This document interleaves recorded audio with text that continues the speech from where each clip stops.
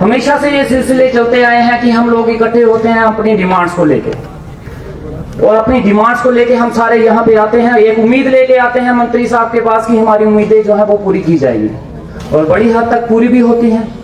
पिछले कई सालों से हमने ये निज़ाम देखा है, हमारी डिमांडों का सिलसिला चलता आया है, और कई कारवां कामयाब भी हुए और कई नहीं भी हुए।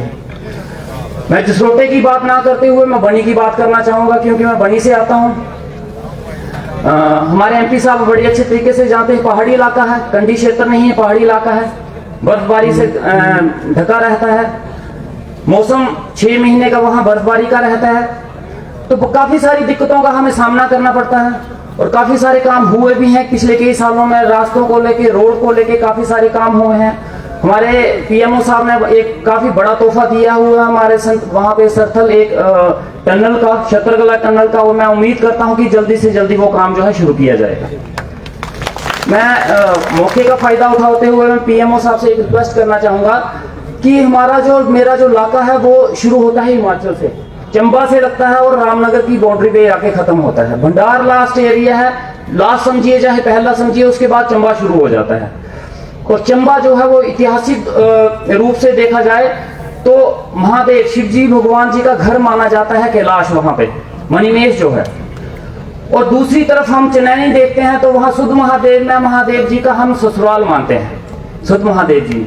और सुध महादेव में हमारे पीएमओ साहब ने और हमारे पीएम साहब ने बहुत बड़ा एक इनिशिएटिव लेके बहुत बड़ा एक इंटरनेशनल योगा सेंटर बनाया हुआ है, जो काफी आने वाले टाइम में मुझे लगता है one of the best project है हमारे हिंदुस्तान का। और मैं चाहता हूं क्यों ना ससुराल को और मायके को एक लाइन में जोड़ा जाए।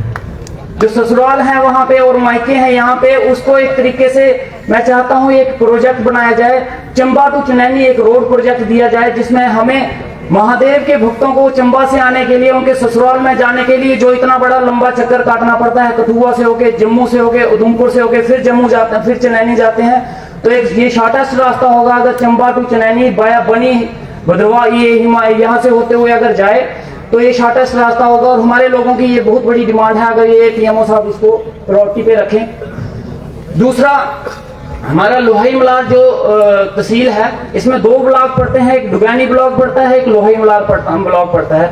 लेकिन बड़ी अफसोस की बात है कि आज तक यहाँ पे कोई डिग्री कॉलेज नहीं है। मैं पीएमओ साहब से रिक्वेस्ट करूंगा कि वहाँ पे एक डिग्री कॉलेज के लिए प्रयास करें, और हम वो उन लोगों की काफी बड़ी डिमांड है वहाँ डिग्री कॉलेज को लेके। एक ट्रोमा सेंटर मैं भी चाहूंगा, जैसे हमारे बड़े भाई साहब बोलते हैं, मैं कभी कभी इनकी नकल भी करता रहता हूँ। नया अभी सियासत में पहुंच रखा है, अभी एडमिशन ली है, तो सियासतदान बड़े बड़े हैं, इनसे सीखना भी पड़ता है। तो इन्होंने एक ट्रोमा सेंटर की डिमांड की, तो मैं भी चाहता हूँ कि एक लोहाई मलार में एक पीएमओ साहब चाहें तो एक रिक्वेस्ट है कि अगर आप वो ट्रोमा सेंटर हमें दे पाए। हमारे यहाँ जावेद राणा जी मंत्री साहब आए हैं, और मैं हमेशा जब भी सेक्रेटरीट जाता हूँ इनके ऑफिस में जरूर बैठता हूँ, इनकी कार्रवाई देखने का मुझे बड़ा अच्छा लगता है। तो जल शक्ति मिशन एक बहुत बड़ा प्रोजेक्ट है। हमारे एक दिशा मीटिंग हुई थी, मैंने वहां पे भी ये बात उठाई थी, सेंटर से पैसा आने में कोई कमी नहीं है। हम 1 लाख मांगते हैं, वहां से 10 लाख आता है, लेकिन चीज ये है कि ग्राउंड पे लगता कितना है, क्या वो 10 लाख का 10 लाख ग्राउंड पे यूज हो रहा है, देखने की जरूरत ये है।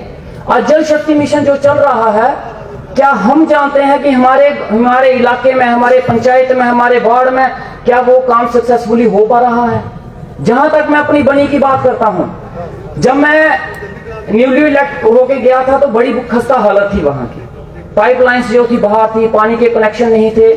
फिर मंत्री साहब से बात करके, एडमिनिस्ट्रेशन से बात करके, अभी कहीं हद तक और डिपार्टमेंट अब बड़े अच्छे से काम कर रहा है, लेकिन मुझे लगता है कि इसके ऊपर थोड़ी नजर बनाने की जरूरत है। जो काम हो रहा है उसकी निगरानी हमें करने की जरूरत है कि जो वो ग्राउंड पे काम जो है अच्छी क्वालिटी का हो रहा है या नहीं हो रहा है। इस चीज पे मैं चाहूंगा थोड़ा सा मंत्री साहब भी अपनी तरफ से नजर बना के रखें और उनको कसने की कोशिश करें, क्योंकि मैं चाहता हूं अगर पैसा आ रहा है तो वो ग्राउंड पे लगना चाहिए।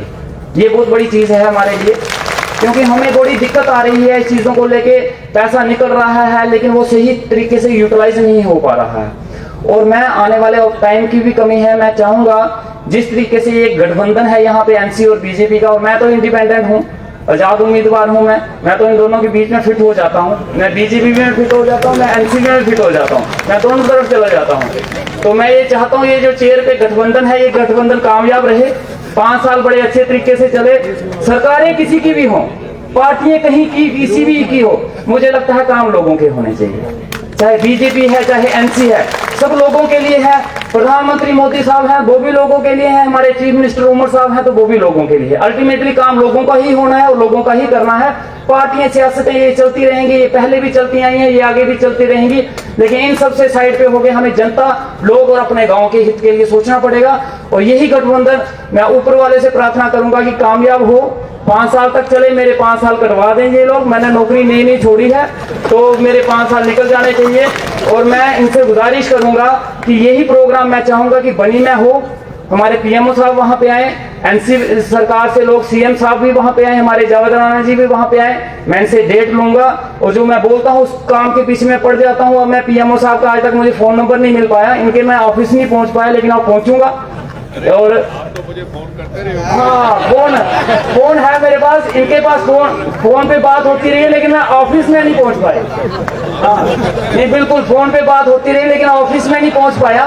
तो मैं चाहूंगा कि पीएमओ साहब मुझे दिल्ली में मुझे मौका दें आने के लिए। एक प्रोजेक्ट की फाइल बनाई हुई है मैंने बनी के लिए, मैं चाहूंगा कि मुझे एक अभी टाइम दे, मैं इनसे मिलूं, क्योंकि बनी भी इनका ही एरिया में, ये पहले से भी बनी में काफी देर से आते रहे हैं। मैं इनसे बनी के कुछ प्रोजेक्ट हैं जो मैं डिस्कस करना चाहूंगा, और मैं चाहूंगा कि बनी के ऊपर ये थोड़ा सा गौर दें, उसके ऊपर नजर बना के रखें। और बनी एक टूरिज्म के लिहाज से बहुत खूबसूरत एरिया है।